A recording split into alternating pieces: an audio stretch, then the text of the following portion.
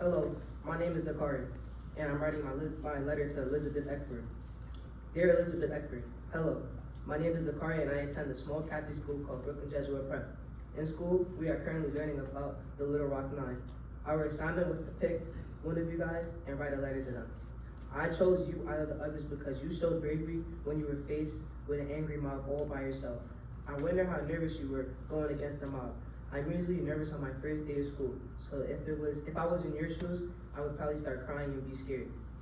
It is a good thing that you did not let this moment stop you from getting a BA in history in college. In September of 2024, I'm going to have my first day of high school, and it's going to be very different than yours because of the rights that you guys fought for. You inspired me to get a great education because you did not let the color of your skin or where you came from keep you from getting a good degree in college. I want to major in law when I grow up. Since Grace Lorch was with you at the bus stop, do you still talk to her? Grace Lorch was the woman who helped you leave from the bus stop to the school.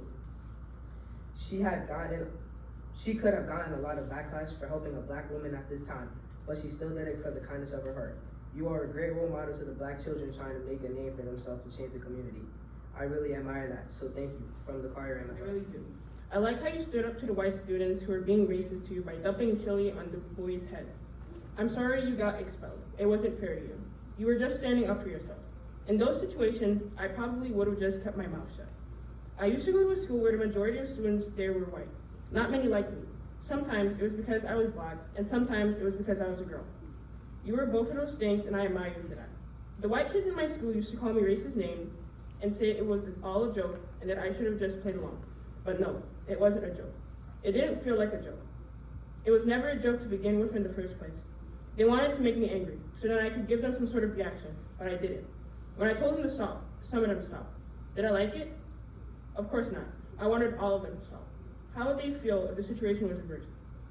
If you were going to a predominantly white school, though you guys were bullied and made fun of, you all still persevered to graduate and get things over with. I could never imagine being placed in a predicament like that. How did you guys keep calm with all this hate around you? I guess I'll never know, but for me, my intrusive thoughts would take over me, and I would not go back to that school. Hearing your story encouraged me to step out of my comfort zone so I could try new things and enter my life. If I were ever put in a situation like this, I could probably never even go to school because of my parents. I like how all of your parents supported you and saw that you guys could beat the odds going to a predominantly white school. But back to the main point, what really motivated you all to do this? Why didn't you guys back out and go back to your normal lives?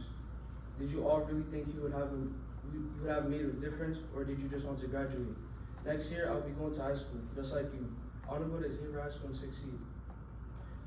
I also look forward to going to college and plan on majoring in history, and possibly, if God takes me there, be an athlete in the future. My name is Jaden, and I'm writing this letter to the Little Rock Nine. Dear Little Rock Nine, I hope this letter finds you in good health. Your decision to attend Little Rock Central High School in 1957 was an important moment in the fight for equality and justice. Despite your hardship, you remained strong in your belief that everyone should have equal educational and opportunities regardless of race. If I were in your situation, the moment I saw the lynch mob, I would have gotten scared, run all the way home, then beg my parents as much as possible not to make me go back. But unlike me, you are incredibly selfless. You are where I draw my strength from to get through hard times. When I see what the Little Rock Nine have become, I realize just how strong-willed and courageous you were to make it out not only alive, but thriving. Your story inspires me and reminds us of the power of unity, courage, and justice. For example, as a part of the future generation, when I'm feeling lazy or don't want to do something, I remember that if you could face racism, that I could definitely do anything I put my mind to. From Jada Wallace. Hi, my name is Gracie, and I'm writing about Governor Forbes. Dear Governor Forbes, let me tell you what you have done. I learned that you were not a white supremacist, but actually an integration supporter. Like many people at that time, you were power hungry. You were governor, and all that power made you lose your conscience. When I think of you, my mind automatically goes to Judas. You betrayed black people just to be governor again, just like Judas betrayed Jesus for pieces of silver.